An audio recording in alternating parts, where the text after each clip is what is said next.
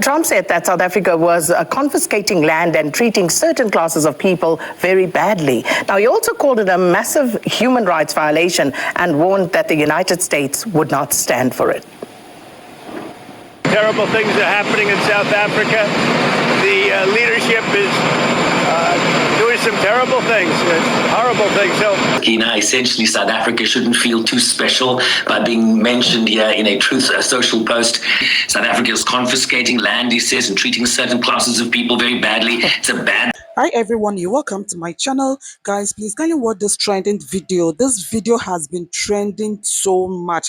This video of Trump threatening to cut off funding for South Africa. In his word, he says South Africans are doing horrible things, that they are treating classes of people poorly. But could he be right or he was misinformed? Kindly drop your thoughts at the comment section and hit the like button. US President Donald Trump says that South Africa's leadership is doing some terrible things after threatening to cut off all future funding to South Africa over its land expropriation policies. Now, in a post on his media platform Truth Social, Trump said that South Africa was confiscating land and treating certain classes of people very badly. Now, he also called it a massive human rights violation and warned that the United States would not stand for it.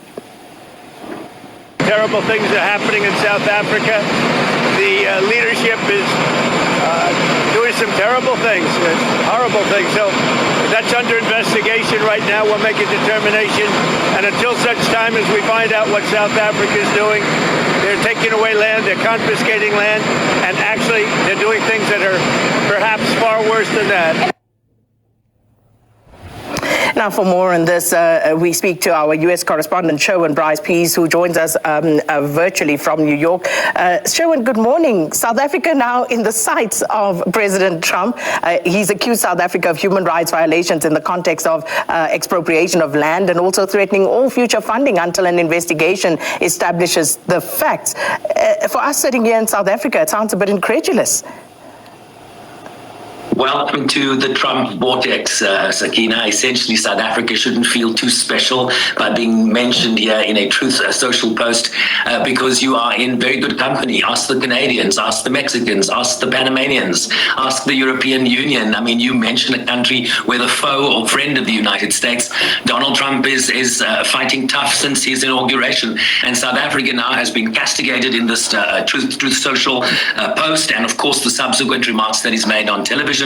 South Africa is confiscating land, he says, and treating certain classes of people very badly. It's a bad situation that the radical left media doesn't even want to mention. A massive human rights violation. At a minimum, it's happening for all to see. The United States won't stand for it. We will act. Also, I will be cutting all future funding to South Africa until a full investigation of the situation is completed. And remember, Sakina, this kind of language comes in a broader context in terms of Republican members of the House of Representatives and the Senate that have identified South Africa. They have South Africa in their sights. There was legislation passed in the last Congress seeking to review the bilateral relationship between the United States and South Africa based on certain South African foreign policy positions, in particular Russia, in particular Israel, the relationship with Israel as it pertains to the Palestinian cause, the war in Gaza, the efforts at the ICJ. So, very much a concern right now is to watch the Rand, watch how the Rand responds here, but also additional pressure in terms of the broader picture stuff, in terms of South Africa's readmission into AGOA, which is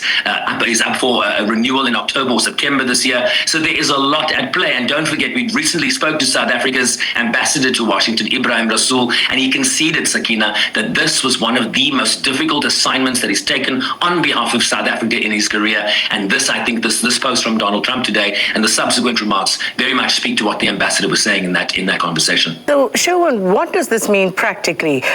Given what Donald Trump has said, does this mean that the funding, for example, is immediately stopped, or is this just a signal of what is to come?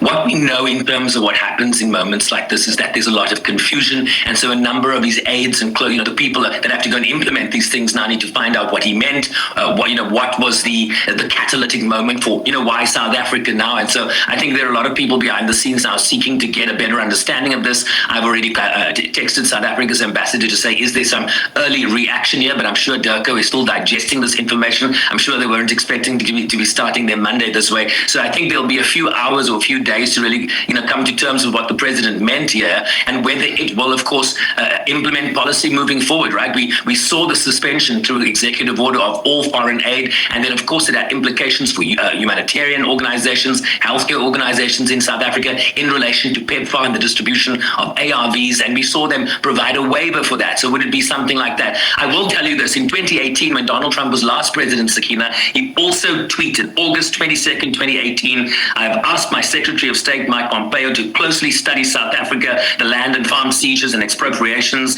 and the large-scale killing of farmers. Quote, South African government is now seizing land from white farmers. He obviously had just watched something on Fox News and tweeted about it, and not very much came from that. So that was our, that's our early example. Let's see how this plays out. But Donald Trump is fighting with everybody. South Africa is certainly not unique in that regard. Sure, and thanks so much. And before I let you go, Wouter Kellerman, we just got news. In fact, you just alerted us to his Grammy win there. Yeah, that's kind of how I was planning to spend my Sunday evening, watching the Grammys. So sidebar, Kellerman wins again. I think this was his 5th nomination. The win is for Treveni, the album Treveni, in the Best New Age Ambient or Chart Album category. I'll tell you, South Africans, at least once a year, Black Coffee comes to mind, Ladysmith Black Mambazo, and so many others that have done so well. Tyler most recently at the Grammys. So well done to Wouter Kellerman for flying South Africa's flag in Los Angeles tonight. And then just before I let you go, of course, Elon Musk and, his influence on what is currently happening with the new Trump administration and that sort of impact on South Africa, Sherwin. Given what we have now just heard, how much of an influence is he on how South Africa is viewed in the US?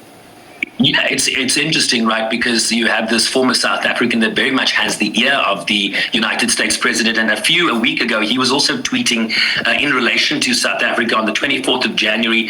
He retweeted a post that was referencing a graph that the Free Market Foundation from South Africa had posted. And the tweet says, it's a post on a graph showing that there are, quote, Sakina, quote, there are more race laws in place in South Africa today than there were under apartheid. On the 23rd of January, Elon Musk posted something. He was retweeting a tweet that said South African farmers are in grave danger now that the expropriation bill has been signed into law by President Ramaphosa, of course. Land can now be confiscated with no compensation if it is deemed to be for public purpose or in the public interest. South Africa steadily becomes communist. This is a tweet that Elon Musk was retweeting or reposting on X. And so it kind of gives you a sense of where Trump might have been informed about what he now knows to be true, but not necessarily true in relation to South Africa. And one imagines that Elon Musk might have had some role to play here. Well, we'll leave it there. Thanks so much, Sherwin Bryce. Please get some sleep. And Sherwin, of course, our correspondent out there in New York. And that's the latest coming through from the United States of America. You heard about Wouter Kellerman's win there. And Beyonce has also won the Grammy Award for Best Country Album for a Cowboy Carter. This at a ceremony that served as a love letter to host city Los Angeles. Guys, what are your thoughts about Trump's decision to cut off South Africa's funding? Is this a fair decision or not? Kindly drop your thought at the comment section and do not forget to hit the like button.